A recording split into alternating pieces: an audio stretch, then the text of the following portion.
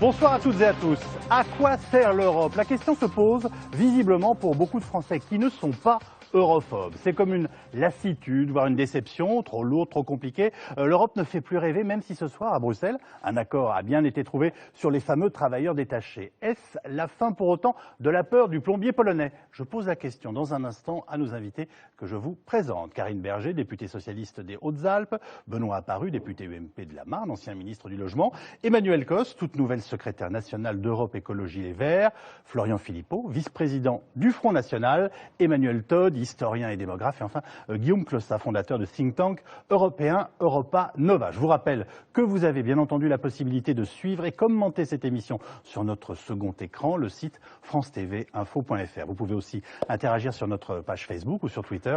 Certaines de vos réactions seront diffusées à l'antenne. Et puis sachez qu'à tout moment, nous serons en direct d'Ukraine où un assaut se préparait en début de soirée contre ceux qui pourtant rêvent d'Europe. Notre débat maintenant. Les ministres du Travail des 27 ont donc fini par tomber d'accord en début de soirée sur la question des travailleurs détachés. Karine Berger, cet accord va-t-il pouvoir concrètement protéger les salariés français d'une concurrence déloyale? Très clairement, enfin, la directive, dès le départ, était faite pour organiser le travail en Europe. Mais elle a été détournée. Alors, soyons concrets, qu'est-ce que ça veut dire? La directive, elle prévoit que dès 1996, que quelqu'un qui travaille en France, quelle que soit sa nationalité, est payé avec un salaire français et travaille en fonction du Code du travail français. Ça a été détourné, c'est-à-dire qu'un certain nombre d'entreprises ont créé des sociétés ad hoc pour conçues de toutes pièces, non pas pour amener par exemple des gens de Pologne vers la France ou des gens du Royaume-Uni vers la France, mais non pas au travers de leur activité normale, mais au travers de la volonté de bénéficier du fait que la protection sociale coûte moins cher en Pologne et au Royaume-Uni. C'était interdit déjà dans la directive de départ, mais on n'avait pas les moyens de contrôle. Et donc c'est détourné en permanence. Ça a été beaucoup détourné. Le nombre de travailleurs détachés en France a été multiplié par 3 ou 4 en l'espace de 15 ans. Il y a énormément de détournements avec beaucoup de difficultés à contrôler. Donc l'accord de ce soir est fondamental. Il dit quoi? Il dit que, par exemple, on pourra demander les documents aux travailleurs eux-mêmes et les documents devront être fournis en français. C'est-à-dire jusqu'à présent, la seule solution, c'était de demander à l'entreprise quelque part en Europe de justifier la présence. Là, c'est les travailleurs eux-mêmes, sur le sol français, qui devront expliquer à quelle entreprise ils appartiennent, sous quel projet, etc.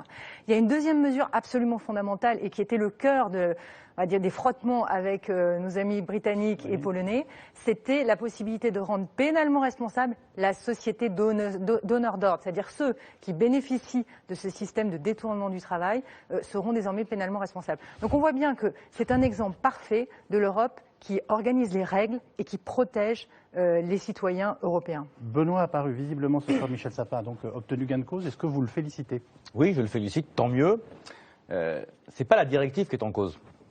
C'est une fraude à la directive. Et aujourd'hui, on se donne les moyens de lutter contre une fraude. Donc c'est une bonne solution. Le problème de fond est peut-être un peu différent. Il faut aller un tout petit peu plus loin. Pourquoi est-ce que cette fraude a été possible? Parce que les charges dans certains pays sont beaucoup plus élevées qu'ailleurs.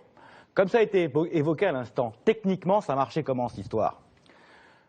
Le chypriote qui venait travailler en France, ou l'italien ou l'espagnol, avait un salaire français, des règles du droit du travail français, mais payer ses charges dans son pays d'origine. Autrement dit, si j'ai un salaire net de 2 000 € par mois, ben le coût du travail en France, c'est 3 500 €, coût global. Le coût du travail en Pologne, c'est pas 2 000, c'est pas 3 500, c'est 2 008. Donc on organise une fraude pour pouvoir payer 2 008 et non 3 500. Grâce aux charges ou ce qu'on appelle les cotisations. Voilà, grâce aux cotisations sociales inférieures en Pologne par rapport à la France. Ce qui veut dire que le problème de fond reste quand même le taux de cotisation en France. Donc bravo pour cet accord, ça va nous permettre d'éviter, je crois, des fraudes massives qui s'organisaient et surtout un dumping social infra-européen, mais il faut aller plus loin et baisser les charges en France. Emmanuel Cos, l'accord conclu pour limiter les fraudes vous paraît-il satisfaisant? C'est une avancée, mais je pense qu'on peut aller plus loin. D'ailleurs, je pense que le problème, ce n'est pas les charges qu'on paye en France, c'est plutôt le fait qu'on ne paye pas de charges dans d'autres pays et qu'on n'a pas de protection sociale au niveau européen. Et oui, on peut. Faut regarder les deux côtés. Eh oui, mais moi je regarde de l'autre côté parce que je pense que ce qui est favorable à des Français, il serait plus intéressant qu'il soit favorable à l'ensemble des citoyens européens et pas simplement. Si financer autrement que par la dette, je serais d'accord avec vous. Mais on peut les financer autrement que par la dette. Et pourquoi je pense que cet accord pourrait aller plus loin? Parce qu'il pose quand même un sujet qui est l'absence de salaire minimum dans l'ensemble de nos pays européens, qui explique aussi cette question-là, en sachant par ailleurs que dans les travailleurs détachés aujourd'hui, il y a des Français. Bien sûr. Il y a plus de 15% de travailleurs détachés qui sont français, qui sont embauchés par des entreprises européennes et qui sont détachés en France. De l'ordre de 300 000, dit-on. 300 000 travailleurs détachés en tout. Mais dedans, vous avez 18% qui sont français et qui donc sont employés par des entreprises qui dérogent au droit du travail français. Vous avez signé un appel qui demande la suspension du dispositif incriminé. C'est ce que vous continuez de demander ce soir. Vous dites c'est bien ou c'est mieux, mais il faut aller plus loin. Je pense qu'il faut aller plus loin et que le prochain Conseil européen peut être une étape importante. Et surtout, alors ça a été dit aussi par Martin Schulz, il faut que lors de la discussion au Parlement européen, on puisse aller plus loin et qu'on attaque vraiment la directive dans sa globalité pour l'améliorer. Florian Philippot, Marine Le Pen prédisait ce matin que le gouvernement n'obtiendrait rien. Est-ce que vous vous êtes trompé? Non. On est à quelques mois des élections européennes. Je crois que tout le monde aura compris qu'il fallait à tout prix faire croire qu'il y avait un accord. On est dans l'enfumage classique européen, c'est tout à fait cosmétique. Vous voulez dire que c'est une mesure d'urgence? C'est même pas une mesure d'urgence. Le problème, là, on nous dit, on cible déjà les abus et les fraudes. Le problème, c'est même pas les abus et les fraudes, c'est le concept même du détachement. Parce que qu'est-ce que c'est que le détachement? On l'a pas expliqué. C'est qu'un travailleur étranger vient en France faire une prestation de service, c'était 210 000 réguliers l'an dernier. Le Sénat y ajoute 300 000 irréguliers dans un rapport.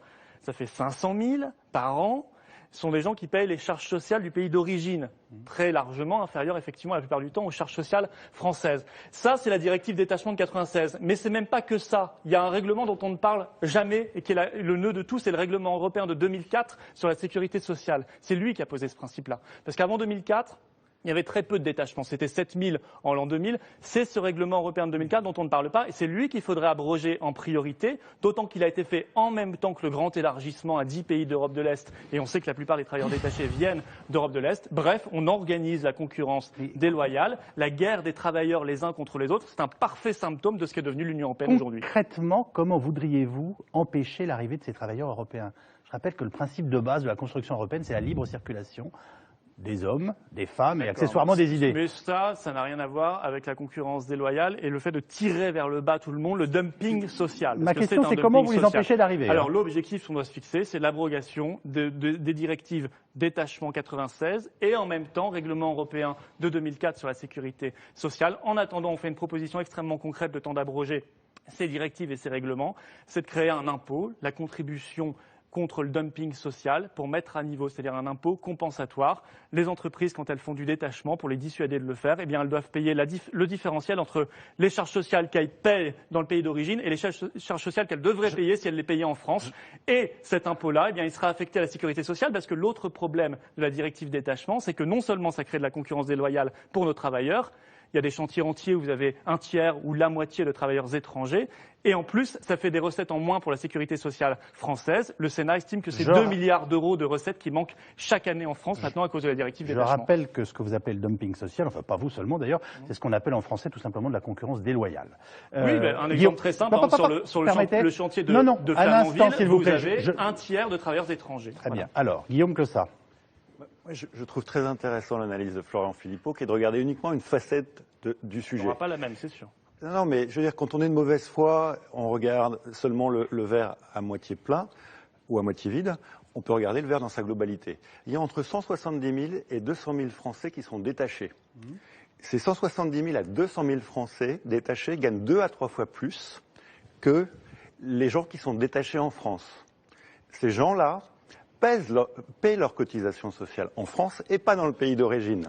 S'ils les payaient dans leur pays d'origine, ils les paieraient beaucoup moins. L'intérêt de la France, c'est que nos salariés soient bien payés, et ils sont 2 à 3 fois plus payés parce que ce sont des missions à valeur ajoutée pour lesquelles ils n'ont pas de travail en France, parce qu'ils sont surdiplômés, et que malheureusement, eh bien, il faut élargir les marchés pour permettre à chacun de trouver un job. Vous nous dites qu'il y a des Français, travailleurs détachés, qui profitent aussi de ce système. Qui profitent complètement de ce système, et globalement, le système nous profite économiquement beaucoup plus. Et c'est pour ça qu'on a créé cette directive en 96. C'est ce que disent les rapports parlementaires. Non, mais Florian Philippot, est-ce que vous pouvez me laisser parler, s'il vous plaît? Attendez, Florian Philippot, c'est Guillaume Clossac qui a la parole. Alors, moi je dis juste, il y a entre 170 000 et 200 000 Français qui profitent de ce détachement. Ces 170 000 à 200 000 Français sont payés 2 à 3 fois plus que les salariés qui sont malheureusement sur des métiers peu payés, pour lesquels souvent on n'a pas de travailleurs français, il faut le dire aussi pour parler de manière franche, ou sur lesquels nous ne trouvons pas de Français pour travailler. Et ces gens-là, ces travailleurs français détachés en Europe paient leurs cotisations en France. Et s'ils ne payaient pas leurs cotisations en France, eh bien, la perte nette pour l'État français serait considérable par rapport à ce qui est gagné par ces 200 à 300 000 travailleurs étrangers détachés en France. Premier point. Deuxième point, non, c'est important. Le détachement, c'est pas quelque chose de nouveau. Ça existe d'une manière ou d'une autre depuis qu'il y a des entreprises. Et s'il n'y avait pas de mécanisme européen pour trouver des solutions, eh bien on devrait trouver des solutions avec 26, 25, 50 pays. On mettrait 10 ans à trouver des conventions internationales qui ne marchent pas. L'intérêt de l'Europe, c'est quoi? Vous voulez dire qu'avec ou sans l'Union, il y aurait quoi qu'il arrive des travailleurs qui bougent? Mais bien sûr. Et pour lesquels il faudrait trouver des règles, et pour lesquels il faudrait trouver des règles afin qu'ils circulent et travaillent. D'origine. Ça, c'est une invention européenne. Bien sûr non, mais Florian Philippot, s'il vous plaît. S'il vous plaît, de 2004. Voilà. Écoutez, vous terminez rapidement et ensuite Karine Berger. L'intérêt de l'Union européenne, c'est que quand on a des problèmes, on essaie de trouver des solutions ensemble, de manière négociée. Pas de créer les problèmes. Alors, Florian Philippot, s'il vous plaît. Le mieux, c'est de ne pas créer les problèmes. Karine Berger. Je voudrais expliciter la position de M. Philippot. Quand il dit, ou quand Mme Le Pen dit, on va abroger la directive. C'est égal à on va supprimer toutes les protections contre les salariés qui se déplacent dans l'Union européenne. C'est la même chose. Ce que le Front National propose, c'est la suppression de toutes les protections, de toutes les sécurités, de toutes les règles qui organisent le travail. Qui organisent. Bah oui, mais je suis désolée. Comme vous n'assumez pas votre position anti-européenne, anti-Union européenne et profondément nationaliste sur ce sujet, je l'ai dit, je l'illustre. Je veux dire, d'une manière générale, on voit bien d'ailleurs la thèse du Front National. Si c'est toujours la faute de l'autre, si ça se passe mal pour vous. Là, en l'occurrence, l'autre, ça va être le travailleur détaché, le plombier polonais. Un jour, ça sera votre voisin. Bref, on connaît bien la rhétorique. Ça ne change absolument rien à la réalité, qui est que les directives qui sont discutées par le Parlement européen, qui sont amendées ce soir, sont des directives qui sont des directives de règles et de protection des travailleurs dans l'Union européenne. Emmanuel Todt, juste une question, est-ce que c'est un combat d'arrière-garde de vouloir empêcher la circulation des salariés en Europe? Je ne sais pas, tout ce qu'a dit était très intéressant, mais je crois que c'est un peu au-dessous du problème de l'Europe. Là, j'ai été amené à regarder le continent de l'extérieur parce que je reviens de Tokyo, d'un séminaire symposium sur la globalisation, où il était question des effets du libre-échange, de la façon dont la flexibilité monétaire atténue les effets du libre-échange et l'une des premières protections. Et tout d'un coup, j'ai eu là-bas, au milieu de ces économistes japonais très compétents, vous savez que le Japon a fait une politique monétaire de relance, est en train de sortir de la crise, c'est-à-dire que c'est tout à fait l'anti-Europe actuellement. Et tout d'un coup, j'ai eu une illumination et je me suis dit, mais les choses se sont inversées. C'est-à-dire qu'autrefois, l'Europe, ça avait été construit avec l'idée d'une collectivité de protection. Et d'ailleurs, Karine Berger a employé le mot de protection à 6 ou 7 reprises comme quelque chose de très tentant. Et je me suis rendu compte qu'en fait, l'Europe, avec surtout en son cœur l'euro, a recréé des situations de compétition de libre-échange maximale, quelque chose qui ressemble un peu à l'effet de l'étalon or autrefois. Et on ne s'en rend pas compte, mais si on sort, si on va discuter à Washington ou si on va discuter à Tokyo, on se rend compte que la situation de l'Europe dans le processus de globalisation, de libre-échange concurrentiel, s'est inversée. On le percevait comme une zone de protection. C'était ça au départ l'Europe avec le tarif extérieur commun. Oui. Maintenant c'est fini. Et en fait, la rigidité des conceptions européennes, la rigidité de l'euro fait que l'Europe est actuellement lance les nations européennes qui restent très différentes les unes contre les autres. En fait, on est en Europe, on ne s'en rend pas compte. Donc vous nous dites que la question du travailleur détaché est finalement un épiphénomène d'un carcan plus large. La réalité de l'Europe, c'est que le libre-échange mené à ses conséquences les plus extrêmes est d'une guerre de tous contre tous. Et le lieu de la guerre la plus intense actuellement, c'est l'Europe. C'est pour ça que ça va pas très bien. Réaction de Benoît Apparu et ensuite on se tourne à nouveau vers Florian Philippot. Ce qui vient d'être dit. On nous explique en gros que le libre-échange au sein de l'Union européenne est en train de tout tuer. Mais je crois que le débat que nous avons sur les travailleurs détachés prouve l'inverse. Les travailleurs détachés ont toujours existé et ils existeront toujours. Tant mieux pour les entreprises françaises. Ça leur permet d'envoyer un salarié aux États-Unis, en Allemagne ou en Suisse pour faire progresser leur entreprise. Tant mieux, ça existera toujours. On parle de l'Europe, hein. On parle bien de l'Europe. Même si ce que vous nous rappelez est fondé. Pourquoi j'en viens à l'Europe? Parce que la nuance de ce qui a été fait en 96, c'est quoi? C'est qu'on s'est dit, plutôt qu'avoir un règlement entre la France et les États-Unis, la France et la Suisse, pour savoir où et qui paye les cotisations sociales, on s'est dit, on l'organise à 27, pour essayer d'avoir le même système à 27 et protéger les 27 contre justement les dumpings en question. Ce qu'on n'avait pas prévu, ce sont les fraudes actuelles. Mais là encore, ne confondons pas le principe qui a été fixé. On règle ensemble cette question à 27 et les fraudes qui sont organisées par tel ou tel. Ne confondons pas, là encore, la cause d'un problème et la conséquence du problème. Florian Philippot, juste une remarque. Le Front National dénonce la mort des PME à cause de cette directive. Mais excusez-moi, ce sont bien les PME françaises qui utilisent ces travailleurs. À un moment ou à un autre. Ce sont bien des entreprises françaises qui les font travailler. Et moi, je vais quand même rappeler tout le monde au réel. Et qui marchent davantage. Je sais que Mme Berger... Grâce à ces travailleurs détachés. Vous répondez à ma question. Non, mais je vais vous répondre exactement. Voilà. Et après, vous pourrez répondre à Mme Berger. Votre capacité à faire bouger les lignes peut nous surprendre tous, on le sait. Mais de là à nier le réel, c'est quand même surprenant. Je vous invite à aller au salon Batimat. Nous y sommes allés avec Marine Le Pen. La Fédération française du bâtiment nous a reçus, nous a demandé de signer sa pétition contre cette directive, pétition qui s'appelle Pétition contre la concurrence déloyale.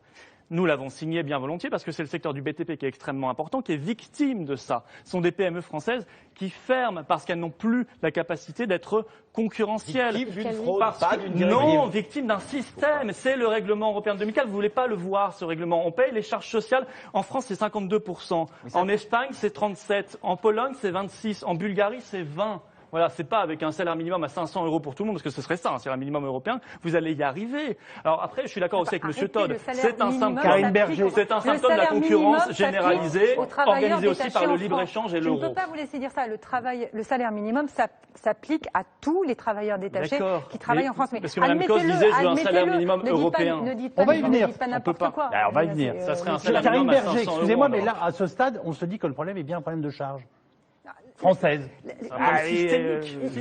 La question des cotisations patronales qui sont différentes en Europe est une question, je vais dire, liée au choix de l'Europe sociale et du degré d'Europe sociale. Moi, je suis comme Emmanuel Cos, je pense qu'il faudra qu'on mette en place un salaire minimum commun à l'ensemble des pays de l'Union européenne. À combien avec un mécanisme, si nécessaire, de serpent, comme on a fait pour faire converger les monnaies, comme on a fait pour faire converger un certain nombre d'aspects fiscaux, on peut le faire au travers d'un mécanisme de serpent. On rapprochera petit à petit les salaires de référence de chacun des pays. En attendant, le vrai problème n'était pas celui... Vous voulez faire le serpent salarial européen ? Par exemple. Le problème n'était pas celui de la concurrence via les cotisations patronales, puisqu'on avait des différences. On avait des cas, on a trouvé des cas où les gens travaillaient 45 heures, payaient 3 € de l'heure. Oui, mais c'était ça le problème. On décrit un système d'exploitation d'une façon générale. C'est pas honnête de dire ça. Ce que dénonce le BTP dans les Hautes-Alpes, le BTP que moi aussi j'ai rencontré, ou tous ceux qui font de l'alimentaire dans le sud-est de la France, c'est justement le détournement et l'illégalité d'un certain nombre de pratiques. C'est ça, Monsieur Philippot, si vous étiez un peu plus sur le terrain, vous Emmanuel Todd, Batimat, je vous y ai pas vu. Vous auriez dû venir. On doit tous aller à Batimat. Alors, Emmanuel Todd et ensuite Emmanuel Cos. Il faudra donner votre certificat de passage à Batimat. C'est le premier salon de France. Le sujet de la mission, c'est pourquoi est-ce que les gens ne croient plus en l'Europe. Donc là, on est en train de s'enfermer dans un débat je veux dire, complètement technique, assez mineur au regard des problèmes qui se posent. Encore une fois, il faut regarder. Il n'est pas mineur pour les salariés français qui ils subissent une concurrence déloyale, vous le savez très bien. Mais le problème est celui de structure générale pour l'Europe. L'ensemble de l'économie mondiale ou des économies nationales sont en train de faire des expériences de redémarrage et de croissance. Je veux dire, les États-Unis, l'Angleterre, le Japon, la zone euro est un trou noir dans l'économie européenne. Il y a une réalité centrale qui est beaucoup plus importante que ces détails sur des règlements bruxellois qui ne seront jamais appliqués, c'est que l'euro ne fonctionne pas. De l'actualité. L'euro ne fonctionne pas. Excusez-nous de parler L'euro ne fonctionne pas. Emmanuel, Il y a une décision. Si le Parti socialiste au pouvoir veut prendre une décision qui améliore le sort des Français et des Européens, il n'y a qu'une seule décision qui puisse être prise, c'est de foutre en l'air cette monnaie dont tous les économistes savent, hors des sphères rémunérées internes à l'Union européenne, ça ne marche pas. Vous abordez des questions sur lesquelles on va revenir. Oui, mais c'est pas la peine de perdre du temps sur des petites bricoles, Je vous remercie. des petits accords bruxellois. Très bien. Non, mais parfait. Vous avez le droit de me mettre 11 sur 20 sur mon début d'émission. Moi, pour l'instant, je vous mets plutôt 8 sur 20 si vous continuez à me la perturber comme ça. Mais je vais vous redonner la parole pour que vous ayez 14. Pour Emmanuel Todd, les travailleurs européens, les ouvriers, les gens qui travaillent Non, faites pas cette démagogie. C'est vous qui faites baisser les salaires, c'est vous qui mettez trop de chômage. Donc ne me faites pas d'un numéro du genre. Quand on est à ce degré de mépris pour les gens et pour les ouvriers et pour les travailleurs, je ne sais plus comment on sait que vous vivez dans la compassion. La réalité, c'est qu'il y a un gouvernement français qui fait baisser le niveau de vie et qui refuse de traiter les problèmes des Français. Emmanuel Cos. Mais justement, je pense que parler de ça, c'est parler aussi de ce qui intéresse les gens. Et les gens, c'est ce qu'ils ont du boulot à la fin du mois. Pour bien connaître le métier du bâtiment, je peux vous dire que le détachement, oui, c'est un sujet aujourd'hui. Et le problème, c'est aussi, vous en avez parlé tout à l'heure, la question des marges. On va se dire les choses franchement. Quand des commandes publiques prennent au plus offrant et jouent aussi sur les fraudes, anticipent les fraudes à la directive pour faire des marchés extrêmement bas, c'est ça la réalité. Et pourquoi est-ce que vous avez été un salon du bâtiment qui met ça en avant? Parce qu'en effet, aujourd'hui, on a un problème de travail attaché dans le bâtiment, et y compris, je vais vous le dire, des problèmes d'accidents du travail extrêmement graves qui coûtent aussi des coûts liés à la santé. Et je suis désolée, ça a un sens. Ça a notamment un sens dans un pays qui veut faire du bâtiment quelque chose d'extrêmement important. Et c'est pas simplement des petites broutilles. Parler d'Europe, c'est aussi dire à nos citoyens ce que l'Europe leur amène d'un point de vue global. Non mais je veux dire, vous parlez de choses qui n'existent pas. Je veux dire, vous parlez comme si... Les choses n'existent pas. Mais non, je veux dire, vous êtes... Le travail n'existe pas. Non mais je suis désolé, c'est moi qui suis du côté des gens. C'est moi qui sens comme les gens. Mais on est tous du côté des gens, mais monsieur non, pas Todd. du tout. Ah bah excusez-moi, vous ne connaissez pas ma vie, je ne connais pas la vôtre. Mais je sais où je suis, moi, franchement. Nous avons une économie qui ne fonctionne pas. Nous savons que l'économie française est entrée en crise avec la réalisation de l'euro. Il y a un rapport entre les conditions, je dirais, macroéconomiques de l'activité des entreprises qu'il faut voir. Je dis que... C'est pourquoi vous refusez ce débat sur l'euro? On va y arriver. Merci. Je vous rassure, on va l'avoir pendant 6 mois. Il n'est pas religieux. Alors, si vous trouvez que ma façon de parler n'est pas comme il faut, etc., je peux tout à fait m'en aller. Ça ne me pose aucun problème. C'est que vous me dites, vous me dites vraiment, je suis de bonne composition, mais je ne vais pas passer des heures à parler d'un accord qui ne sera pas invité, Emmanuel, si nous vous avons invité, c'est pour vous donner la parole. Et c'est parti le délire. Votre ami Philippot. La dernière fois, avec Marine Le Pen, c'est ridicule. Alors, Guillaume Clossat reprend la parole. Je suis désolé, je suis en plein jet lag et j'éprouve un sentiment surréel en arrivant ici. On vit avec vous votre jet lag, on le partage.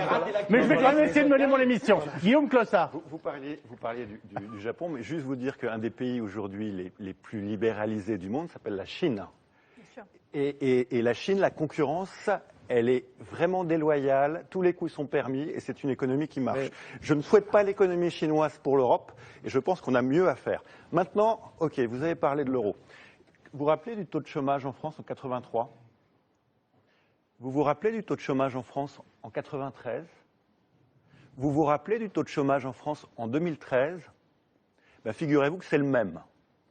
Sauf que l'euro, il n'était pas là en 83, il n'était pas là en 93, Il est là en 2013.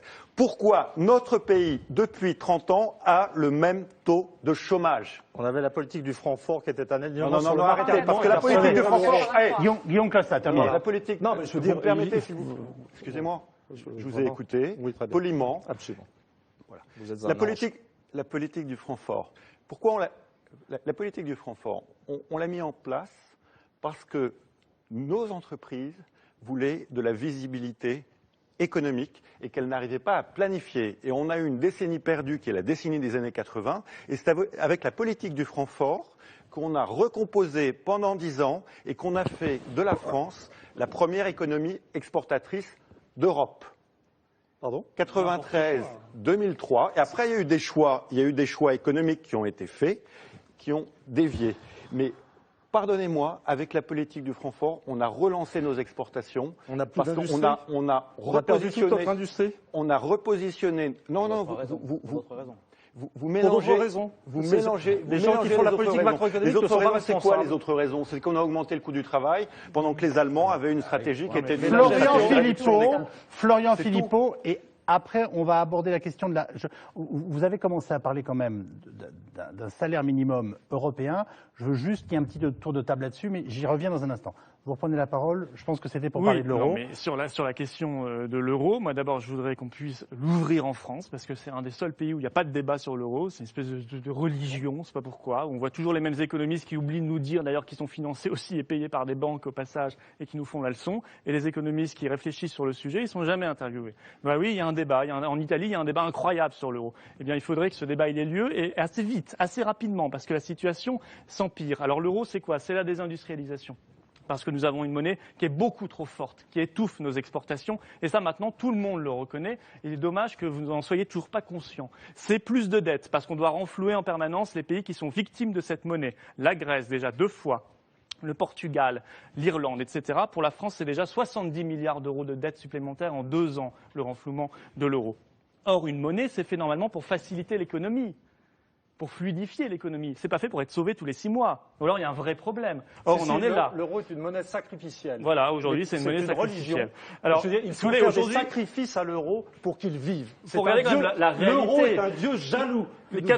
L'anomalie dans le monde aujourd'hui, c'est la zone euro. 95% des pays du monde, il ne faudrait pas inverser les choses, 95% des pays du monde ont une monnaie nationale, ont des frontières et ont une souveraineté nationale. Puis un petit bloc au milieu complètement coupé du monde, complètement isolé dans ses certitudes religieuses et qui ne marche pas. La zone euro, c'est moins 0,4% aujourd'hui en 2013 de croissance, alors que la Suède, ce sera 1,1, qui est en dehors de l'euro, le Royaume-Uni 1,3, la Norvège 1,9, qui est même sa chance en dehors de l'Union européenne, et les États-Unis et le Japon aux alentours de 2%. Voilà, donc on peut se poser la question, et effectivement l'euro c'est une question extrêmement importante. Benoît a paru, pardonnez-moi. Je voudrais dire quelque chose d'important.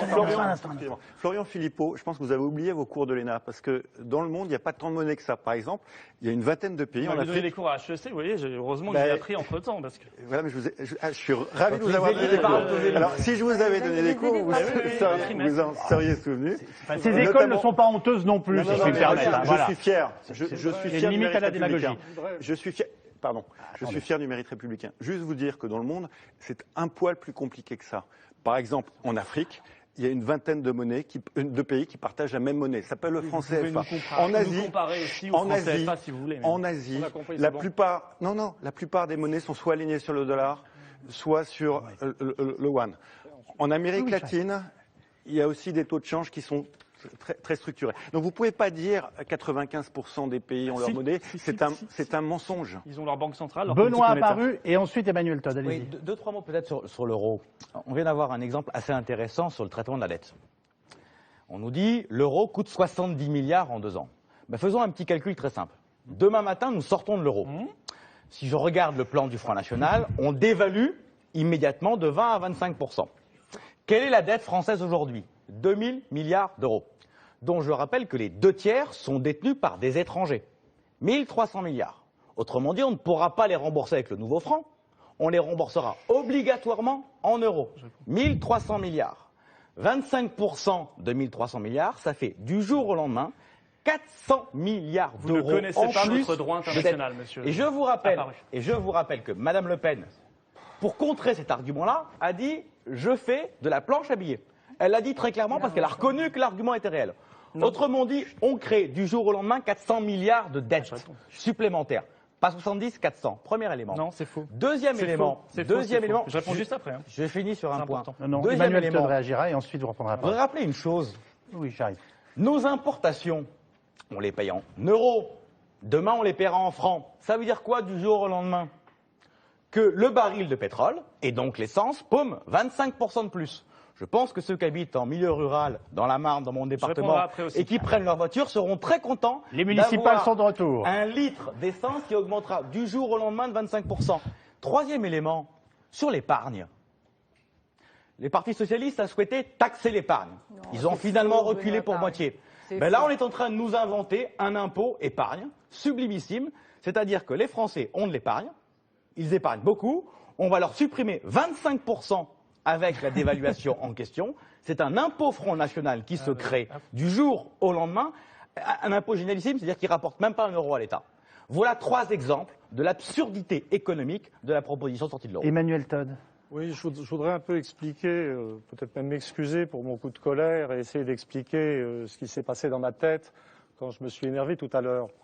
C'est que, en fait, on vit vraiment en France une situation très bizarre. C'est-à-dire que, je veux dire, il est avéré que ça ne marche pas. Et regarder des hommes politiques, femmes politiques françaises responsables continuer à ne pas vouloir rentrer dans le problème, ça a quelque chose de désespérant. Ma colère était l'effet d'un désespoir sincère. J'ai déjà été dans une émission ici avec Marine Le Pen, on a déjà dû dire la même chose. Et la crise s'épaissit, et le niveau de vie baisse, et en fait tout le monde sait que le rendement. Et donc le problème n'est pas tellement un problème d'analyse économique, de balancer des modèles économiques comme le fait M. Apparu, que visiblement il ne comprend pas très bien lui-même. Le problème réel de la France. Gardez vos jugements de valeur pour vous, monsieur Todd. Vous pouvez simplement respecter l'intelligence des autres. Non, vous n'êtes pas le seul à avoir un minimum d'intelligence et de connaissance. Je dirais que le problème ce qu'il faut expliquer, ça n'est pas. C'est pas la peine de constater la dysfonction de l'euro. Il dysfonctionne. Ça n'est pas compliqué de comprendre en termes économiques pourquoi il dysfonctionne. La chose qu'il faut expliquer, je dirais pour les savants qui s'occupent de sciences sociales ou d'économie en un sens métaphysique, c'est pourquoi on a cette classe dirigeante. Qu'est-ce qui fait qu'un système politique arrive à nous produire des hommes et des femmes politiques comme ça qui ne sont plus capables de défendre leur pays? Puisque vous êtes si intelligent, pourquoi vous ne présentez pas des élections? Mais je veux dire, ça va se terminer. Vous régleriez le problème, apparemment, vu votre intelligence supérieure. Comme ça. Peut-être ça va se terminer comme ça. Mais ça n'est pas mon métier. Je vais vraiment réagir sur l'axe Philippe Todd. J'ai un respect fondamental de la démocratie libérale. C'est d'ailleurs pour ça que je n'ai jamais accepté le Front National. Mais je suis de plus en plus saisi par la dimension tragique. J'arrive du Japon où je vois un gouvernement qui est très à droite en théorie et qui tout d'un coup se soucie de l'état de l'économie de son peuple, de sa population, et qui fait des politiques de relance, qui seraient considérées comme quasiment d'extrême gauche ici. Vraiment, je suis désolé, je vais essayer de me taire maintenant, mais je voudrais dire que mon coup de colère et peut-être d'irresponsabilité médiatique de tout à l'heure, était l'expression d'un désespoir sincère de citoyens. Karine Berger. Je voudrais réagir et essayer peut-être de... D'abord, première chose, sur le Japon est en train de rentrer en récession. Donc c'est vrai que c'est un modèle intéressant, mais qui, à mon sens, n'est pas tout à fait encore abouti. C'est certainement pas inintéressant de réfléchir à la France en étant un petit peu à l'extérieur. Tout à fait. Et à la situation de l'Europe au sein d'une économie mondialisée. Et d'ailleurs, si Emmanuel Todd rentre du Japon, moi je rentre de Turquie. Et en Turquie, je peux vous assurer que l'Europe, ça fait rêver. Vous voyez, quand on est chez nous, on n'arrête pas de taper sur l'Europe. Quand on est Monsieur Philippot, on vomit sur l'Europe. Quand on est Emmanuel Todd, on vomit sur l'euro. Mais à l'extérieur de l'Europe, c'est la civilisation, c'est les valeurs, c'est les droits des personnes, c'est la capacité à rester unis dans la mondialisation. C'est quelque chose d'extrêmement puissant, l'Europe, qui fait rêver et qu'on a envie de rejoindre. Pourquoi on a envie de rejoindre? Parce qu'évidemment, dans la mondialisation, la seule solution, c'est l'union. L'Europe, c'est la lutte contre la jungle. L'Europe, l'Union européenne et l'euro, c'est la protection de notre souveraineté. Pourquoi nous avons choisi de faire l'Union européenne à la sortie de la Seconde Guerre mondiale? C'est pour protéger notre souveraineté dans un monde qui allait forcément être bouleversé par deux immenses puissances qui s'appelaient d'un côté les États-Unis et de l'autre l'Union soviétique. Si on était resté tout seul, là, tout petit, isolé, croyez véritablement qu'on aurait réussi à avoir l'évolution sociale et économique que nous avons eue depuis 50 ou 60 ans? Eh bien, ce que vous proposez à la France, Monsieur Philippot, et ce que vous proposez aussi à la France, Monsieur Todd, c'est un isolement. C'est d'être balayé par la mondialisation, tout seul, isolé, rétrogradé. Votre politique pour la France, c'est la rétrogradation de la France. Réaction de Florent Philippot, s'il vous plaît. Madame Berger, étudiez votre histoire, vous confondez la liberté et l'isolement. C'est aujourd'hui l'Union européenne qui nous isole et nous coupe de la croissance mondiale et vous devriez vous en rendre compte. Alors, c'est pas avec ces arguments très, excusez-moi, mais très creux que vous allez convaincre qui que ce soit. On va parler de choses sérieuses. Alors je réponds à Monsieur Apparu sur la dette. Le droit international s'exprime. Il y a une lex monetae, comme elle s'appelle d'ailleurs, le droit international de la monnaie. Aujourd'hui, 85% de notre dette publique est libellée en contrat de droit français. Et donc, si on change de monnaie, on remboursera en monnaie française. Monsieur Sapir l'explique extrêmement bien. Et donc, l'augmentation de la dette, elle sera minime de l'ordre de 3 points de PIB, déjà inférieur à ce qu'on a payé pour le remboursement de la dette de l'euro aujourd'hui avec la Grèce, etc. Deuxième point, sur les importations. Excusez-moi, mais en l'an 2000, vous savez combien valait l'euro ? Il valait 40% de moins que maintenant. Il valait 0,88 $. Est-ce que vous aviez l'impression à l'époque que votre essence était 40% plus chère, que vos produits importés étaient 40% plus chers ? Si, c'était une dévaluation de 40% par rapport à la valeur actuelle de l'euro. Votre argument ne tient pas, notamment sur l'essence, pour une raison simple, c'est que vous oubliez dans le prix de l'essence, il y a 60 à 70% de taxes. Donc l'augmentation dont vous parlez du prix du baril ne s'applique pas du tout à 100% du prix à la pompe, elle s'applique maximum à 30 ou 35%. Et vous ne parlez jamais des effets positifs. Mais vous savez, si le Japon a dévalué récemment sa monnaie, si le Royaume-Uni a dévalué sa livre sterling, si la Suisse a dévalué il y a très peu de temps son franc suisse, ils ne sont pas idiots. Ils n'ont pas envie de payer plus cher leur essence et leurs produits importés. Ils veulent relancer leur économie et leurs exportations. C'est exactement ce qu'ils ont fait. Alors, ayons un débat raisonné, raisonnable. Cessons de revenir sans arrêt à 1945 parce que ça n'a aucun sens. L'Europe n'a plus rien à voir avec ce qu'elle était au départ. Et le général de Gaulle, excusez-moi, n'aurait pas accepté de payer sa baguette de pain en euros et n'aurait pas accepté. Lisez les mémoires du général de Gaulle, vous verrez la conception qu'il avait de l'indépendance de la France, de la grandeur de la France, et il n'aurait pas accepté de voir notre souveraineté bradée à des gens non élus. Parce que ça devrait vous poser un problème démocratique aussi, l'Europe. Ça n'est pas démocratique ni républicain. Toute petite réaction de Benoît Apparu, et on aborde une nouvelle page avec Emmanuel Cos. J'aimerais qu'on m'explique une chose. Si l'euro est si naze que ça, comment se fait-il que l'Allemagne, l'Autriche et certains pays du Nord, membres de l'euro, se portent aussi bien que ça ? Puisqu'on nous dit que l'euro est la faute du chômage, de la dette, de la crise, de tout. Tout est fautif à cause de l'euro. Pourquoi ça marche bien en Allemagne? Pourquoi ça marche bien en Autriche? Pourquoi ça marche bien dans les pays du Nord qui sont membres de l'euro? Mais pourquoi ça ne marche pas bien en Grande-Bretagne? Pourquoi est-ce que la dette a doublé en Grande-Bretagne depuis 2007, 100% d'augmentation de dette, alors qu'elle n'a augmenté que, ce qui est beaucoup trop, de 40% en France et de 30% en moyenne européenne? Pourquoi le commerce extérieur britannique a un déficit qui est le double de la France? Ils n'ont pas l'euro. Donc si je comprends bien, quand on n'a pas l'euro, le commerce extérieur, c'est génial. Expliquez-moi pourquoi le double de déficit en Grande-Bretagne par rapport à la France. J'aimerais qu'on me dise pourquoi tout va si bien en Grande-Bretagne et pas si bien en Allemagne. Je crois que son problème, c'est que pour lui, les pays sont des espèces d'entités abstraites qu'on peut comparer comme ça sur une seule variable, etc. Il n'a pas du tout en vue le fait que l'Allemagne existe avec une certaine organisation sociale, un certain type de structure familiale, un certain type de gestion des corps intermédiaires, que l'Angleterre existe avec un autre régime de flexibilité, le Japon aussi, que le Japon existe et que la France existe. Pourtant, vous avez bien pris une comparaison japonaise tout à l'heure. Le problème fondamental de la France, c'est que c'est un pays extrêmement complexe. D'ailleurs, on a fait un livre avec mon copain Levraz sur cette complexité, que ce pays n'est pas l'Allemagne, que la gestion traditionnelle du coût du travail en France, c'était par la dévaluation, que la France a eu l'idée extraordinaire d'inventer l'euro dans lequel elle s'est ligotée, et que la France est simplement un pays qui, de par sa structure... Donc, en fait, ce qui est très intéressant, et c'est l'erreur fondamentale de l'Europe, l'Europe et l'euro sont un projet abstrait qui se refuse à voir ce que sont réellement les nations. Il y a une diversité de nations. Et je dirais, l'euro a été voté quand même. L'euro a été voté. J'étais contre le traité de Maastricht, mais il a été voté de peu. Donc il était au départ légitime. Mais le problème fondamental de la démocratie, c'est que même un peuple ne peut pas voter son abolition. Les Français sont les Français. Vous n'en ferez pas autre chose. Ils ont besoin de leur monnaie, ils ont besoin de la flexibilité monétaire. Et la liberté de la France, ça ne sera pas la liberté de l'Angleterre. Emmanuel Donc vous êtes, je veux dire, ce qui est terrible, c'est qu'on se rend compte que les classes dirigeantes françaises, c'est sans doute une sorte de perversion ultime de l'universalisme français, de l'idéal d'homme universel, c'est que les classes dirigeantes françaises ne sont plus capables de voir la réalité de leur propre pays. Emmanuel Ton, merci. Je ne pense pas que Karine Berger et Benoît Apparu soient des traîtres conscients à leur nation. Je pense qu'ils doivent, je veux dire, parce que la réalité objective, c'est que ce sont des gens qui trahissent leur nation. Mais c'est surtout qu'ils ne la voient pas. Je prends un peu au pied de la lettre cette page que vous m'aidez pour une fois à tourner dans cette émission.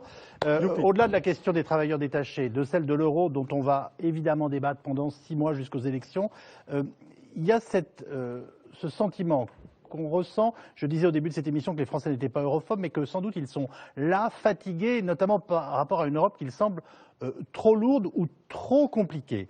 Peut-être première question, Emmanuel Cos, comment expliquez-vous ce désamour européen? Et est-ce que vous le percevez, vous, en tant que responsable politique? Écoutez, à écouter notre débat ce soir, je pense que c'est quand même aussi un exemple du désamour européen. C'est-à-dire qu'on explique tous les maux de notre société, nos difficultés par l'Europe. Je ne crois pas que nos problèmes de désindustrialisation ou de pauvreté dans notre pays sont liés à l'Europe. Ils sont liés à des erreurs stratégiques, à des erreurs faites il y a plus de 20 ans sur le manque d'anticipation de notre pays. Et Europe ou pas Europe, il se serait passé ces choses-là parce qu'on est incapable de faire évoluer la production. Et par ailleurs, moi je vous le dis, ça fait pas très longtemps que je suis en politique partisane, mais c'est vrai que j'ai toujours été très gênée par la manière dont les hommes et les femmes politiques utilisent l'Europe pour se défausser d'un certain nombre de sujets. Alors que je pense qu'objectivement, l'Europe a besoin qu'on la défende.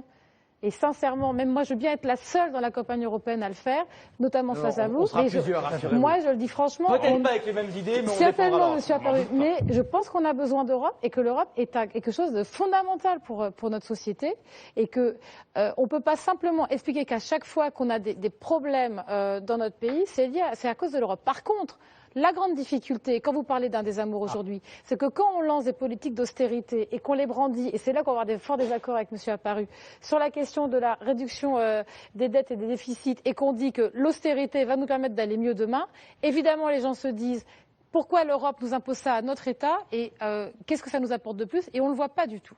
Et je pense que c'est un des sujets qui crée le désamour. Karine Berger, pourquoi est-il si difficile d'expliquer ce que nous apporte l'Europe ? D'abord parce qu'on n'en a pas assez parlé. Même du point de vue de ceux qui la défendent. D'abord parce qu'on n'en a pas assez parlé. Ceux qui aiment l'Europe, ceux qui sont des Européens convaincus, ont la responsabilité d'en parler. Typiquement, tout ce que la Banque européenne d'investissement fait en ce moment, lance des projets d'investissement en Espagne, au Royaume-Uni, en France. Le financement des hôpitaux, Marisol Touraine vient de signer la semaine dernière une convention de plusieurs milliards d'euros avec la Banque européenne d'investissement. C'est l'argent de l'Europe, cet argent horrible de l'Europe, Monsieur Todd, qui va financer qui va financer aussi les hôpitaux français. Et ça, c'est des choses dont on doit parler en permanence, porter, parce que c'est vrai que c'est quelque chose qui est assez peu discuté dans la discussion politicienne française. Et on a une très fâcheuse tendance à utiliser l'Europe chaque fois qu'on a un petit problème français à faire passer. On sait la faute de l'Europe. Il y a une deuxième raison, qui est une raison peut-être à mon sens encore plus forte, c'est qu'il y a bien deux Europes. Il y a une Europe de droite et il y a une Europe de gauche. Il faut repolitiser. Les bons et les méchants. Le bon vieux manichéisme traditionnel. Non, pas du tout, Benoît Apparu. C'est deux choix de le problème, développement. c'est que c'est avec toutes ces familles que vous devrez construire l'Europe, que vous le vouliez ou non. Hein. Et c'est bien pour ça que c'est aussi des compromis, comme on l'a vu ce soir avec l'accord qui est arrivé sur la directive des travailleurs détachés. Mais dire qu'il n'y a pas d'un débat politique sur l'orientation de l'Europe, c'est en soi donner l'impression que l'Europe ne peut rien décider. Il y a des choix. L'Europe, c'est celle pour laquelle on vote. Voilà, l'Europe, vous choisissez par votre vote l'Europe que vous voulez demain. Et c'est cette politisation-là qui redonnera du sens à l'Europe. Si même l'augmentation de la TVA sur les centres équestres semble perçue comme imposée par Bruxelles. Comment convaincre les Français que l'Europe est une chance? C'est Il y a encore des gamins qui défilaient aujourd'hui avec des poneys. Bon, voilà. C'est un exemple assez malheureux du fait que quand on a une difficulté de politique intérieure, on a tendance à se défausser sur l'Europe, alors que là, en l'occurrence, le sujet, il est simple. Quand on s'est mis d'accord au niveau européen pour avoir un rapprochement des taux de fiscalité, et ça correspond à l'harmonisation fiscale et sociale que la gauche appelle de ses voeux depuis toujours, parce que ça fait partie de cette Europe de gauche, cette Europe sociale, cette Europe de l'harmonisation fiscale, c'est l'Europe de gauche. Eh bien, quand on s'est mis d'accord sur un certain nombre d'harmonisations, on ne peut pas essayer d'utiliser cette harmonisation pour se défausser d'un débat intérieur. Guillaume Clossat, est-ce que vous avez conscience du fait que l'Europe semble aujourd'hui très souvent couper des peuples? Et si oui, comment l'expliquez-vous? Je crois qu'il y a plusieurs explications. D'abord pour mes compatriotes, ils ont besoin de sentir que, et Emmanuel Todd a raison, que la classe politique croit en l'Europe, mais qu'elle a plus que cette vision, je dirais, fictive, fictionnelle de l'Europe, qu'elle la vit dans sa chair, qu'elle a quasiment un rapport géographique charnel avec l'Europe. Et les dirigeants d'après-guerre, ils avaient ce rapport. D'abord, ils parlaient plusieurs langues. Ensuite, ils connaissaient très bien les pays européens, De Gaulle, Mitterrand. L'Europe, pour eux, était une évidence intellectuelle, culturelle, et ça se sentait. Et ils savaient où ils allaient. Et je crois que ça, c'est quelque chose de très important. La deuxième chose... Robert Schuman appelait une Europe organisée et vivante. Aujourd'hui, elle paraît désorganisée et mortellement ennuyeuse. C'est-à-dire que, moi, je crois, pardon Emmanuel Todd, laissez-moi juste quelques secondes. Là, pour une fois, je lève le doigt. Hein. Oui, mais je crois que on a tout eu faux dans la manière de présenter la construction européenne. On a focalisé sur le pilier économique au lendemain de la guerre, alors qu'en fait, en parallèle, on construisait un pilier humain qui était les droits de l'homme, la Cour européenne des droits de l'homme, qui sont des valeurs fondamentales, uniquement partagées et mises en œuvre au niveau européen.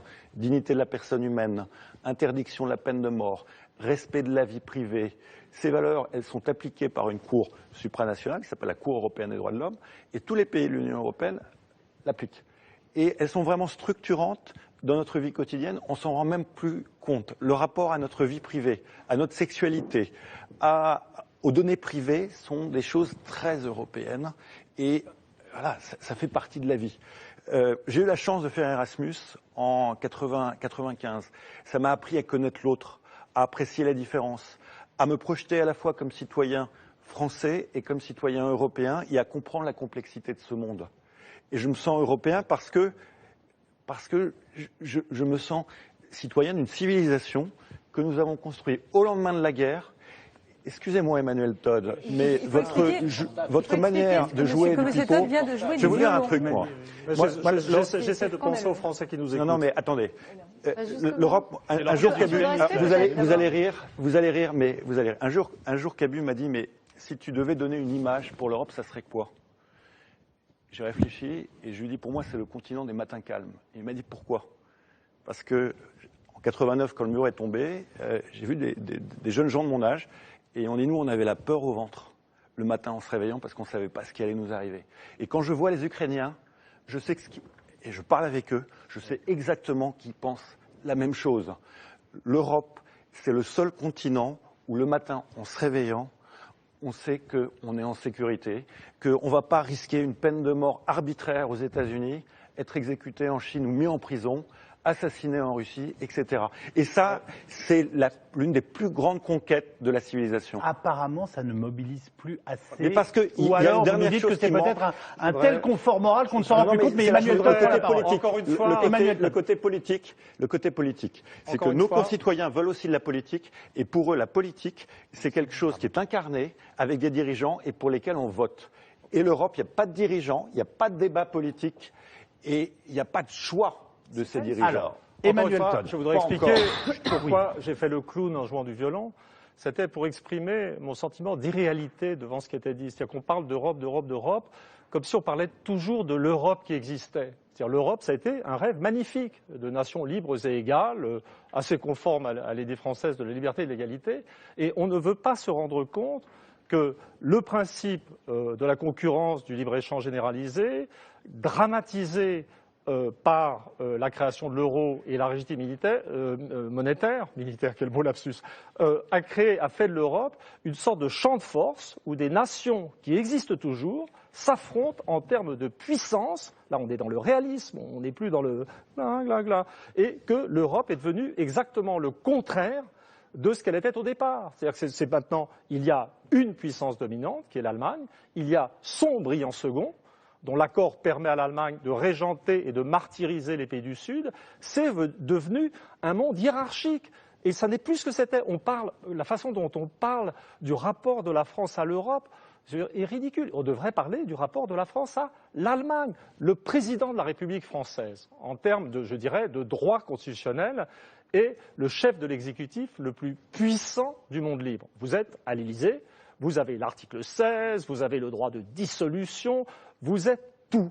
Et la réalité de ce qui se passe actuellement en Europe, c'est parce que le pouvoir de création monétaire a été transféré à Francfort et parce que sans le pouvoir de création monétaire, on ne peut pas faire de politique économique. La réalité de la France est que, je veux dire, en fait, elle est sous contrôle, sous gestion indirecte à travers la Banque centrale européenne et les grandes banques françaises. On est sous gestion allemande ? Comment ? On est sous gestion allemande ? On est sous gestion, et c'est pour ça, ça n'est pas dirigé contre la personne du président.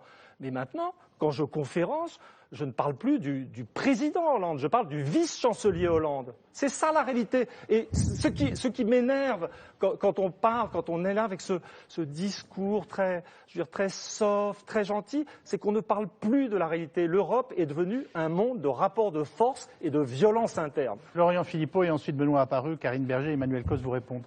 Non, mais le problème, effectivement, c'est que on ne se tourne plus vers les peuples, notamment. On dit les peuples, ils doivent s'exprimer. Ils se sont exprimés en France. Il y a eu un référendum, je rappelle, en 2005. On a fait un référendum, tout le monde s'en souvient, et on a beaucoup voté d'ailleurs, sur la Constitution européenne. Les gens ont dit non, à près de 55%. Et puis une majorité, quelques années plus tard, sous Sarkozy, UMP, PS, Modem, Verts, s'est permis d'aller voter au Parlement, au Congrès, contre l'avis des Français, faisant passer cette Constitution européenne rebaptisée Traité de Lisbonne. N'espérez pas, après ça, créer de la confiance dans un système européen qui a démontré qu'il se faisait contre les peuples. Et aujourd'hui, vous n'avez plus aucun débat. Je veux dire, la directive détachement, elle aurait dû faire l'objet d'un débat, c'est quand même extrêmement important. L'euro, ça devrait faire l'objet d'un débat. L'ouverture totale des frontières ou le protectionnisme intelligent que nous prônons, ça devrait faire l'objet d'un débat. La question des Roms et des frontières, ça devrait faire l'objet d'un débat. Mais non, parce que il y a aujourd'hui les violons, effectivement. J'ai l'impression d'être sur le Titanic. Pendant que ça coule, on a l'orchestre. Vous savez, l'orchestre jouait en haut, là. Il continue à jouer pendant que les troisième classes sont en train de se noyer. Les troisième classes aujourd'hui, c'est les peuples européens. On débat au Parlement européen, que je sache, vous avez dit. Oui, on débat, non, on débat pas. Parce que PSE et PPE votent ensemble tout. Dans 97% des cas, ils votent les directives ensemble. On n'est pas au PSE ni au PPE. Venir plus souvent, et par ailleurs, le Parlement européen, excusez-moi, il ne représente pas un peuple. Il n'y a pas de peuple européen. La seule légitimité, ce que vous dites, ce qui est vrai dans l'Europe, la liberté, etc., sont les nations qui l'ont construit. C'est la France, c'est l'Allemagne. Et ce qu'aimaient le général de Gaulle et les autres, Adenauer, c'était la France, c'était l'Allemagne, l'Italie. C'était la richesse et la diversité des nations qu'il faut préserver, parce que c'est ça la démocratie. Alors je dis, faisons un grand débat, un référendum sur notre appartenance à l'Union européenne. Bon, s'il faut quitter l'Europe, alors les plus soumis aux traités européens diront il y a l'article 50 dans les traités, on peut l'utiliser. Moi je dis on peut quitter l'Europe parce qu'on le peut par souveraineté, parce que c'est prévu par le droit international des traités. Il faut quitter l'Europe. Si les Français en décident ainsi après un référendum. Votre avis. Moi, si on n'arrête pas si on ne réforme pas en profondeur, mais quand je dis vraiment en profondeur, c'est plus d'euros, possibilité du protectionnisme, plus de Schengen, possibilité d'avoir la souveraineté nationale. Alors oui, mais sinon, si on ne peut pas avoir tout ça, alors oui, il faut quitter bien sûr l'Union européenne, retrouver notre liberté, qui n'est pas à confondre avec l'isolement, Mme Berger. Parce que si vous considérez qu'un pays souverain est un pays isolé, alors il faut renoncer à la démocratie, parce que la démocratie, c'est l'autre nom de la souveraineté. Karine Berger, en fait, on est en train de tourner autour de l'idée que cette Europe aujourd'hui, elle est perçue comme une construction contre les peuples. Qu'est-ce que vous avez à répondre à ça? Et je serais tenté d'ajouter, parce que ça a été abordé en parlant d'Europe allemande il y a quelques instants par Emmanuel Todd, si l'Europe exigeait moins, notamment d'efforts en matière budgétaire, est-ce qu'elle ne serait pas aussi plus populaire? Donc les contraintes et bâties contre les peuples, avec le précédent quand même du non-référendum, qui, qu'on le veuille ou non, a effectivement été détourné. Le Parlement européen est dominé par la droite. La Commission européenne est dominée par la droite. Si les élus du Front National au Parlement européen n'étaient pas parmi les champions de l'abstentéisme, M. Philippot saurait que le PPE et la gauche ne votent pas de la même façon. La situation est simple. Vous pensez sincèrement qu'on peut expliquer tout ça en disant que c'est la faute de la droite? La question de l'austérité, excusez-moi Yves Calvi, les politiques d'austérité sont des politiques que nous combattons à gauche, que nous combattons. Il se trouve que la droite, dominatrice en Europe et qui a été en Allemagne depuis 10 ans à la tête du pays, a choisi systématiquement le libéralisme, a choisi systématiquement l'austérité, et que c'est ça qui explique la faiblesse économique de l'Europe actuelle. Tant que nous aurons ces choix-là, et si nous ne les changeons pas, si à l'occasion des prochaines élections européennes, il n'y a pas un changement d'orientation politique voulu par les citoyens, c'est eux qui, avec leur bulletin de vote, choisiront. C'est pas difficile, c'est eux. Ils iront dire, s'ils veulent, une Europe qui est encore plus vers le libéralisme, encore plus vers l'austérité. Ou est-ce que enfin, vous savez, franchement, je pense qu'on va pouvoir, on va avoir une occasion unique de délégitimer le Parlement européen, ne pas aller voter. Monsieur Todd, votre problème n'est pas l'anti-européanisme, votre problème c'est la germanophobie. Je ne sais pas ce que les Allemands vous ont fait, j'ignore complètement quelles sont les relations psychanalytiques que vous avez avec ce pays. Il se trouve que moi c'est un pays que j'aime, dont je parle la langue. Vous parlez de votre germanophilie, c'est autre chose. Non, bon, parce que quand on dit simplement qu'on aime un pays, on est germanophile. Je n'ai pas parlé de sentiment, c'est vous qui avez développé une thématique sentimentale. Vous confondez des rapports réalistes entre les nations. Systématiquement un pays avec les choix politiques temporaire de ce pays. Donc pour moi, c'est effectivement la germanophobie. Peut-être que vous pourrez nous expliquer en quoi vous avez un problème avec l'Allemagne. Qui ont fait de l'Allemagne elle-même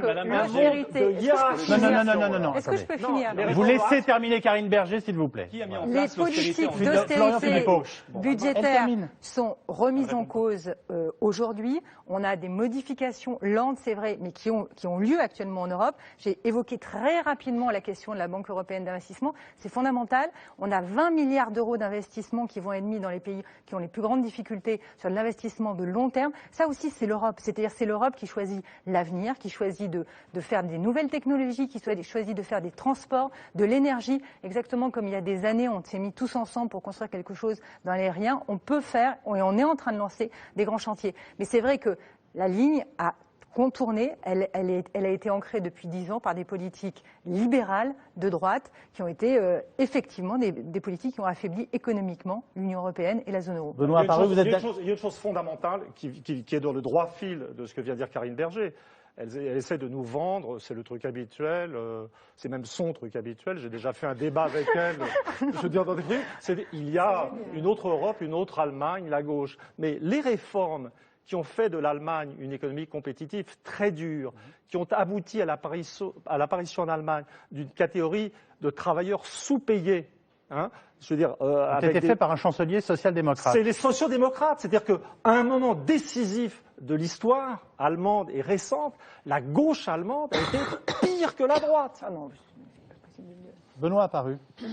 Deux, trois remarques, peut-être, pour essayer de répondre à votre question. Pourquoi y a-t-il ce désamour? Merci. Premier élément, ça fait 30 ans que j'entends dans tous les discours, matin, midi et soir, que tout est la faute à l'Europe. Et que nous, politiques, de droite comme de gauche, on se défausse sur l'Europe de nos propres incohérences et des réformes que nous n'avons pas faites. Assumons les réformes que nous n'avons pas faites en France. Et ensuite, on regardera la question européenne. Parce que regardons les réalités. Vous voulez dire Europe, bouc émissaire facile pour ne pas se remettre, nous, Français, en question? C'est exactement ça. Et j'en veux cet exemple, là encore. Quand on regarde les situations comparées entre les différents États européens, qui sont tous soumis aux mêmes règles européennes, je ne comprends toujours pas pourquoi il y a des réussites économiques si différentes entre les uns et les autres, alors qu'on nous dit que tout est la faute à l'euro.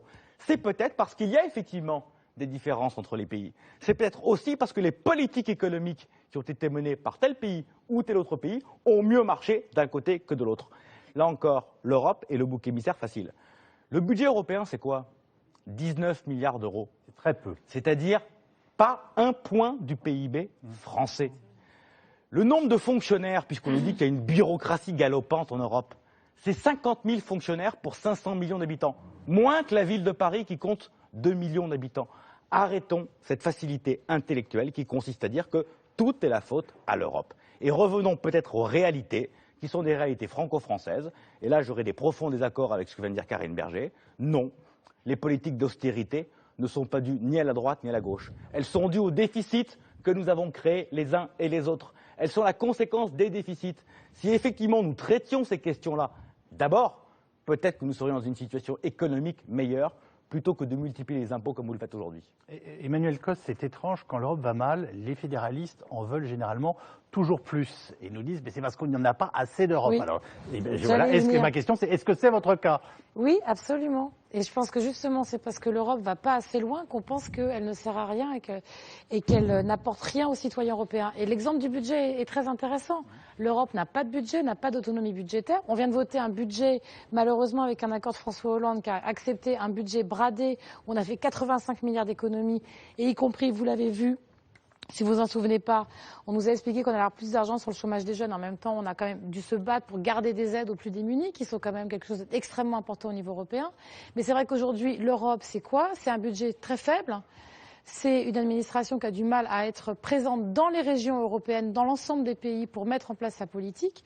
C'est aussi une commission qui n'est pas élue. Et on peut aussi parler de la question démocratique qui est très importante. Il y a un Parlement, et à côté de ça, une commission qui n'est pas élue, qui aussi éloigne encore plus les citoyens de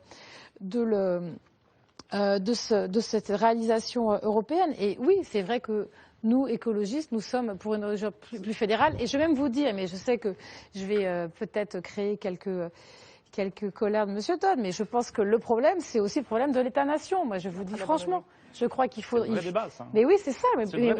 On a des vraies oppositions, mais moi, je le dis franchement, je pense que l'Europe sera d'autant plus intéressante pour tout le monde qu'on arrivera à une dissolution de l'État-nation et quelque chose de beaucoup plus intégré. Et je sais que c'est un... Mais je préfère quand c'est avoué. Ah mais moi, les écologistes ont toujours été extrêmement clairs là-dessus. Et moi, je crois beaucoup à une Europe fédérale, à une Europe avec des institutions et un sentiment européen beaucoup plus fort. Et par ailleurs...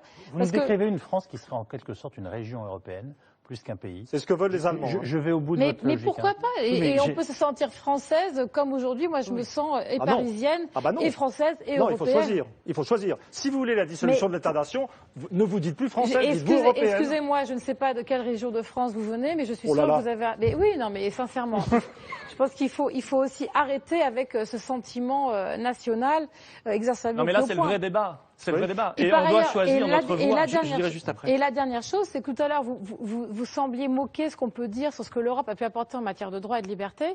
Moi, je le dis sincèrement parce que j'étais très marquée par la guerre dans les Balkans. Je le dis franchement. Aujourd'hui, il y a des pays en Europe centrale qui sont certes dans des situations économiques extrêmement difficiles. Mais je peux vous dire aujourd'hui, allez discuter avec des jeunes de Belgrade, allez au Kosovo, allez en Macédoine, allez discuter avec eux du sentiment européen. Ces gens sont au cœur de l'Europe. Non mais sincèrement, ils sont au cœur de l'Europe, ils en sont exclus, ils ont besoin de visa pour simplement sortir de leur pays.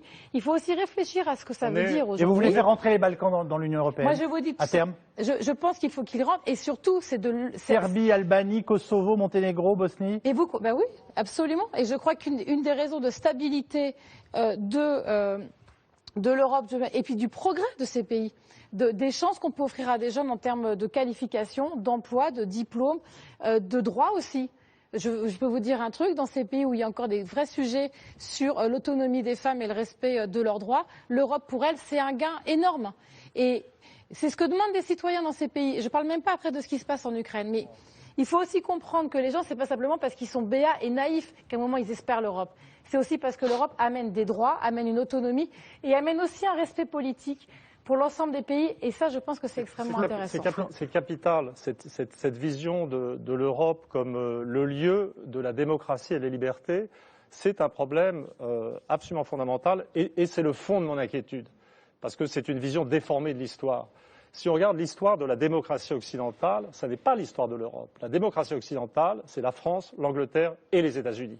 C'est le monde atlantique. C'est là que la démocratie a été inventée. Et la réalité de l'Europe continentale dans l'histoire, à partir de l'après-révolution française ou de l'après-révolution anglaise de 1688, c'est plutôt l'incapacité du continent à suivre les Français, les Anglais et les Américains. Les inventions politiques de l'Europe au XXe siècle, ça a été le fascisme, ça a été le nazisme, ça a été le franquisme. Et en fait, la zone euro, si vous la regardez vers 1930, à l'exception de la France, je veux dire, et du Benelux, ça n'est pas une zone de démocratie. Et ce qui me fait vraiment peur en tant que prospectiviste, là je suis complètement sérieux.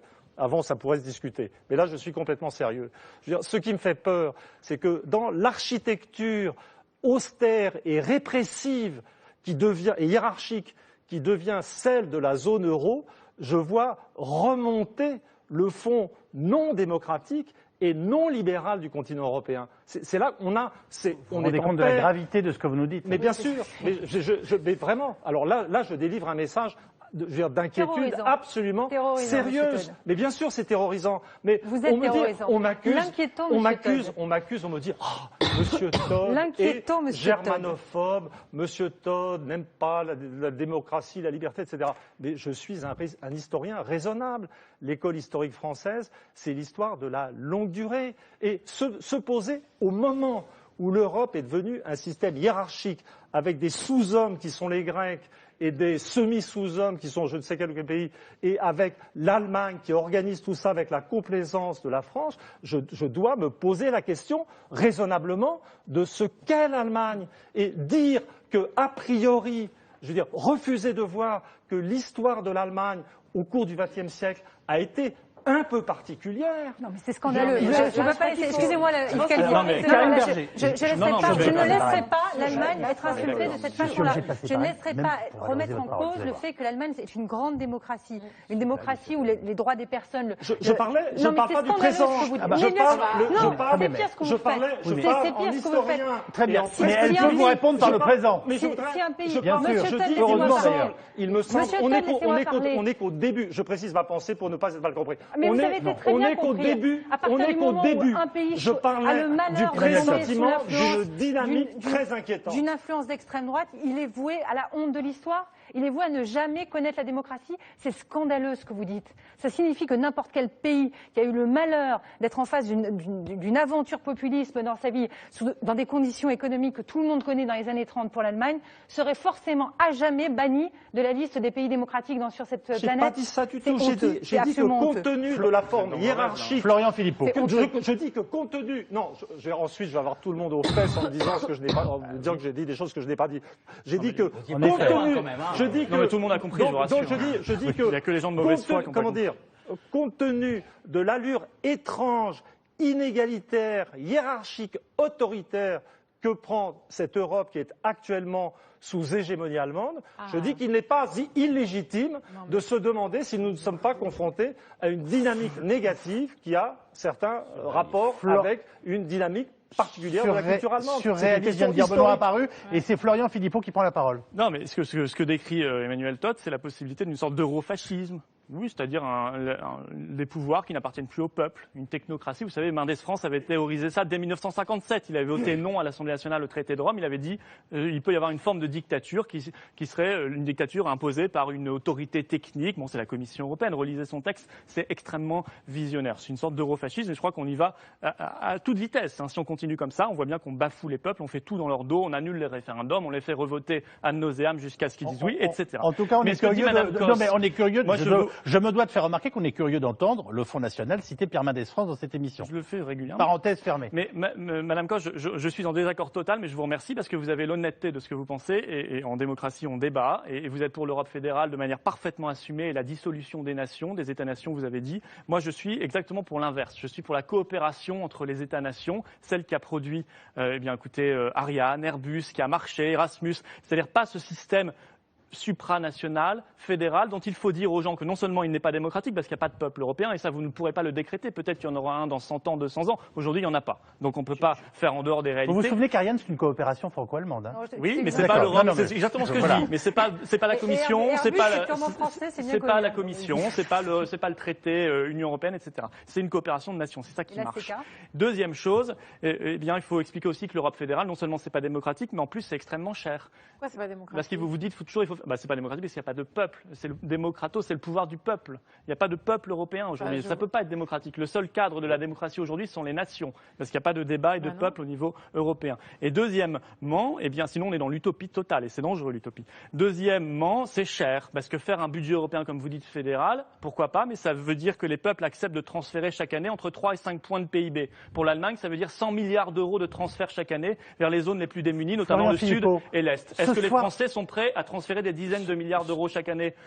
Je ne pense pas. En tout cas, il faut leur demander. Florian Philippot, ce soir encore, on manifeste à Kiev, en Ukraine, pour trouver des accords de partenariat avec l'Europe. Alors, je remercie Alban Mikosi qui nous a tenus au courant.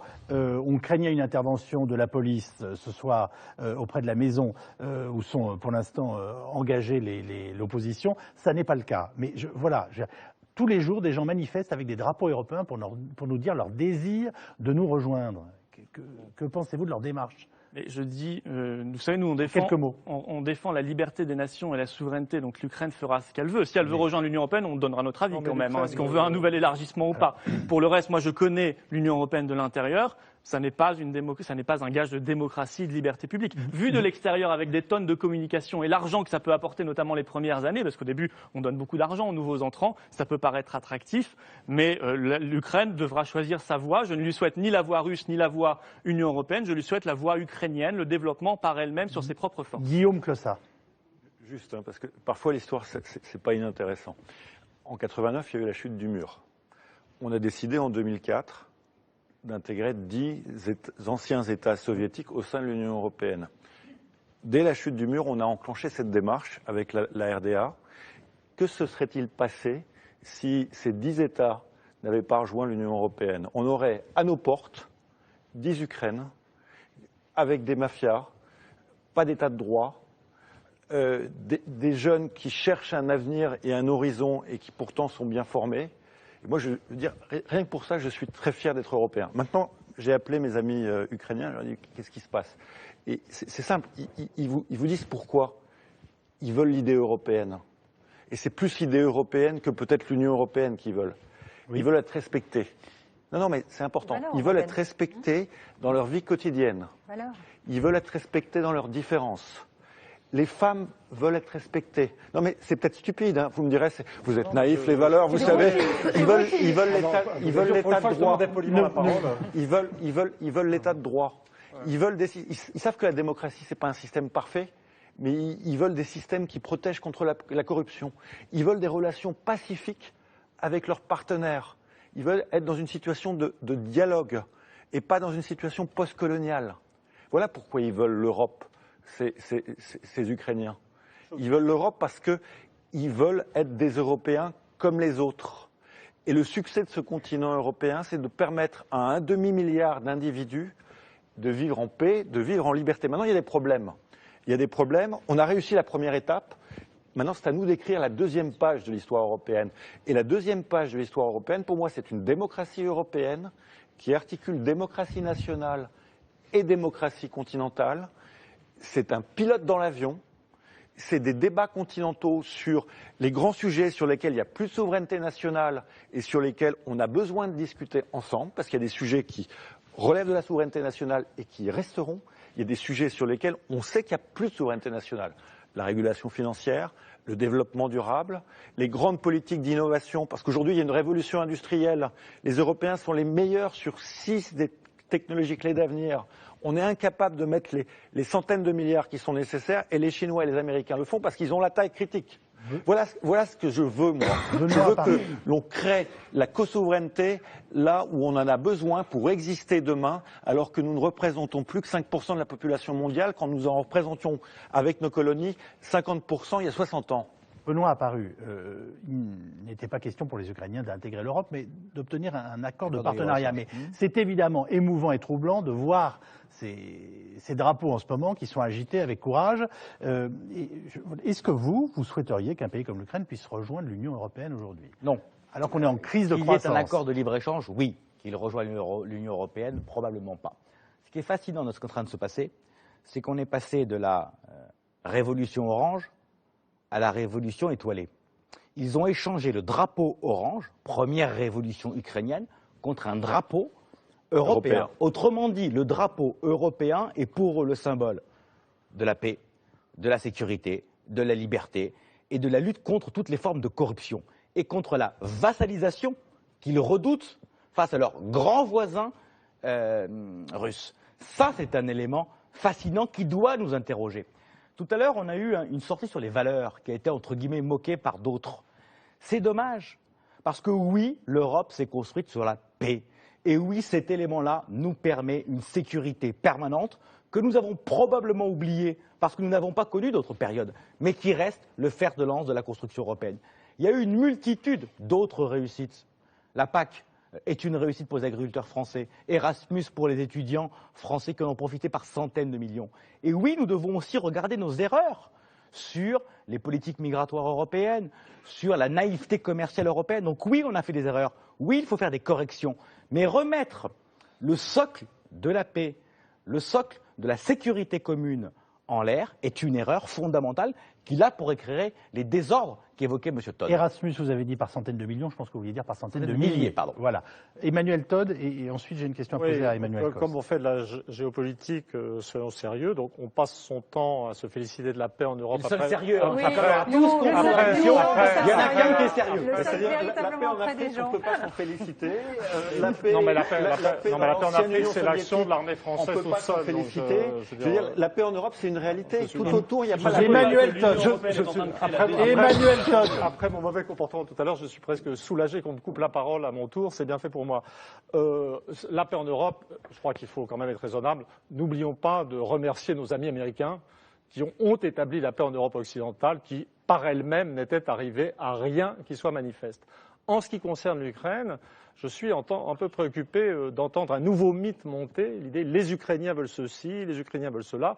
La réalité de l'Ukraine, c'est que c'est une double nation, avec une partie qui est simplement russe et une partie qui est ukrainienne avec une langue ukrainienne. Et donc l'Ukraine n'a jamais existé comme une nation simple, et depuis l'explosion de l'Union soviétique, elle est soumise à des pressions contradictoires. Donc dans un premier temps, on a eu le sentiment que dans l'échec du communisme, qui était aussi l'échec des Russes, l'Ukraine allait effectivement dériver à toute vapeur vers l'Europe. C'était le sens des révolutions oranges et toutes ces choses. Mais la tendance générale qui s'affirme depuis, en dépit de ces drapeaux européens dans une partie de la population, la tendance générale en Ukraine est plutôt, c'est pas tellement qu'elle s'éloigne de l'Europe, les deux parties de l'Ukraine sont, je veux dire, c'est une division polaire qui ne peut pas être résolue. Mais le problème de l'Ukraine, c'est justement que l'Europe n'a pas la dynamique qui permettrait d'attirer à elle l'ensemble du système, et que la Russie de Poutine est plutôt dans une remontée de puissance et d'organisation, et que son poids, je dirais, particulier en Ukraine augmente. Donc la tendance de l'Ukraine, la réalité de l'Ukraine, c'est qu'elle est divisée, et la tendance, c'est que l'Europe a de moins en moins d'énergie pour l'entendre. Vous entendez à Paris. À Paris, nous êtes très bien, on n'en veut pas en Europe. À partir du moment où on dit qu'on n'en veut pas en Europe et on veut juste un accord de libre-échange, les Russes proposent beaucoup plus. Non, les Russes proposent également un accord de libre-échange, justement. Non, pas beaucoup plus. Non, mais les Russes sont la moitié de l'Ukraine. L'émission est quasiment terminée. Il faut que je pose une question à Emmanuel Cos. Vous nous avez dit plusieurs fois dans cette émission que vous assumiez vos options fédéralistes. Mais, fédéraliste, ça veut dire quoi ? Ça veut dire que le principe de l'État-nation est dépassé par une structure plus grande. Ouais, on prend des décisions en commun. Emmanuel Cos, Si je n'exprime pas votre pensée, vous me reprenez en main. Excusez-moi, je dois être un peu sourdin. Pardonnez-moi. Vous êtes totalement égocentrique. Alors, Non, il s'appelle Emmanuel tous les deux. s'il vous plaît. À combien vous l'arrêtez, cette Europe que vous voulez plus grande? Parce que la question quand même de l'espace est réelle. C'est à quel moment vous arrêtez? Tout à l'heure, vous vouliez faire entrer les Balkans. Mais, enfin, En vous écoutant, on était presque d'accord. On se disait, tiens, elle a raison. Mais on sait en même temps que ça n'est pas... Non, mais très bien. Non, mais ça, vous serez À quel moment vous d'accord avec l'arrêtez, moi. cette Europe à Mais moi, je ne crois pas. géométrie On très n'est variable? pas en train de discuter de quand est-ce qu'on ferme les frontières. Enfin, je suis pas alors de prendre une carte et de décider ce qui a été fait il y a quelques Il siècles. faudra la prendre à un moment, la carte. Non, mais je pense qu'aujourd'hui, il faut discuter des peuples qui se sentent européens et qui veulent y être. Moi, je ne vais pas dire, comme a fait M. Apparu toute seule, l'Ukraine, oui ou non, la Turquie, oui ou non, tout ça. Je pense que ça relève de débats démocratiques et en Europe et avec ces pays-là. Et ce qui est certain, c'est qu'on a un certain nombre de pays qui se vivent depuis fort longtemps aux frontières de plusieurs continents. Et ce que vous dites sur l'Ukraine est vrai. C'est un pays extrêmement divisé, qui est aussi lié à un joug russe très compliqué et que les 20 dernières années ont été extrêmement difficiles. Mais en même temps, cet État, il cherche aussi à avoir une autonomie politique et une démocratie plus forte. Donc moi, je ne veux pas répondre à votre question de on arrête ou pas. Ce qui est certain, c'est qu'aujourd'hui, on a des pays C'est difficile d'y répondre. Mais non, parce qu'aujourd'hui, on a déjà des pays qui sont au cœur de l'Europe. Et l'histoire européenne s'est faite, par exemple, dans les Balkans. On ne peut pas faire comme si ces pays-là, leur développement ne nous intéressait pas. Être européen, c'est aussi regarder ce qui se passe devant nous. Mais ça va être aussi demain de regarder comment, y compris, on va travailler avec des pays qui sont frontaliers, et y compris les pays de la Méditerranée qui ne sont pas européens, souhaitent avoir des relations différentes avec l'Europe. Et à mon avis, ça doit se discuter. Le dernier mot est pour Karine Berger. On peut inventer une Union européenne de demain qui lie des alliances, qui a des alliés. Les États-Unis, comment ils font? Ils se tournent vers le Pacifique, mais ils ne vont pas intégrer l'Asie aux États-Unis. Ils tissent des alliances, des pactes. On peut faire une Union européenne qui a différents cercles. Et pour tous ces pays, déjà, le fait de leur donner un signal qui est de tendre la main pour des contrats particuliers, pour des alliances particulières, cela donnera une réalité à ce qui est l'envie d'Europe, cette envie d'Europe dont on a parlé toute la soirée, sur les valeurs, sur la civilisation, sur l'éducation, sur l'avenir en commun au travers du droit des personnes. Si nous arrivons à donner un signal à tous ces peuples qui sont autour de nous et qui croient à ce pacte pour la suite, ça sera fantastique. Et j'ajouterai juste une chose, nous devons absolument, et j'arrête, nous devons absolument d'abord, avant de continuer à grandir, régler nos problèmes intérieurs. C'est-à-dire qu'il y a encore des problèmes politiques en Europe. Nous ne sommes pas sortis de la crise économique. Nous avons des décisions à prendre. Je finirai là-dessus. On lance aujourd'hui, depuis quelques jours, une pétition pour sortir les dépenses d'éducation des déficits publics. C'est une façon aussi de réorienter l'Europe. Et j'invite tout le monde à aller sur cette dimension-là. Vous venez de me dégoupiller une grenade de fin d'émission, mais on ne va pas en débattre. Merci beaucoup aux uns et aux autres d'y avoir participé. Je vous rappelle donc les informations de la soirée. Les Européens ont finalement trouvé un accord pour lutter contre les abus des travailleurs détachés. Et à Kiev, la situation reste très tendue puisque les policiers entourent le bâtiment de l'opposition, mais où ils n'ont finalement pas pénétré. Dernier point, il nous vous reste 21 jours pour vous inscrire sur les listes électorales en dépit de l'appel. Très important. Oui, nous sommes d'accord. En dépit de l'appel d'Emmanuel Todd tout à l'heure qui nous dit qu'il faut s'abstenir aux élections européennes, des élections qui auront lieu le 25 mai prochain. Et par ailleurs, si vous vous inscrivez, vous pourrez même voter au municipal. Les livres de l'émission, rapidement. Karine Berger, La France contre-attaque, ces entreprises qui inventent le millénaire, c'est aux éditions Odile Jacob avec Valérie Rabault. Emmanuel Todd avec Hervé Lebras, Le mystère français, publié au Seuil. Et enfin, Guillaume Clossat, parution mi-janvier chez Grasset, D'une jeunesse européenne, son dernier ouvrage. Avant de nous séparer, un dernier merci à Brigitte Benkemoun qui a préparé ce débat, à Nicolas Druet qui vient de le réaliser avec ses équipes. Pas de mots croisés lundi prochain. Un œil sur la planète sera consacré au miracle suisse. On se retrouve nous le 6 janvier pour le premier mot croisé de l'année 2014. Mais tout de suite, le Ciné-Club, on passe de l'Europe à la guerre froide. La taupe de Terence Young avec Michael Caine et Laurence Olivier. Bon Ciné-Club sur France 2.